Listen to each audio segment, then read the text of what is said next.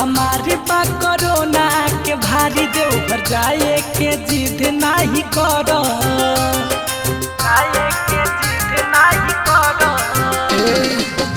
फैलल महामारी बा कोरोना के भारी देवघर जाए के जिद नहीं करो।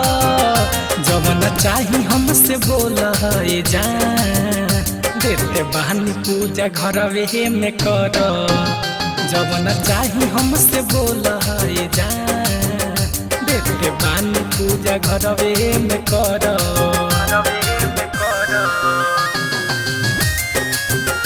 जवन चाही हमसे बोल जा,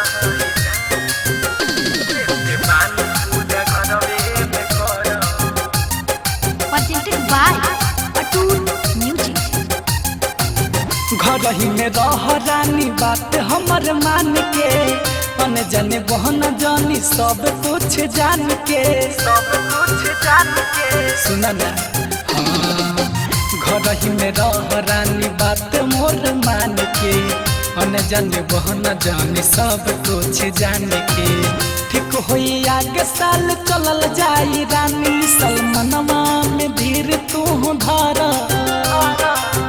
ठीक होई आगे साल चलल जाई रानी, सलमनवा में धीर तू धर। जमन चाही हमसे बोल ए जहान, देते बानी पूजा घरवे में कर। जमन चाही हमसे बोल ए जहान, देते बानी पूजा घरवे में कर। Presented by Atul Music। Music by Gaurav Roshan। जमन चाही हमसे बोल ए जहान, देते बानी पूजा घरवे में कर। होई का दुनिया के देख सिचुएशन, सोच विशाल के बढ़ता डिप्रेशन। होई का दुनिया के देख सिचुएशन, सोच विशाल के बढ़ता डिप्रेशन। पहले सतेंद्र संवरिया ये रानी बतिया को विचार तू कर।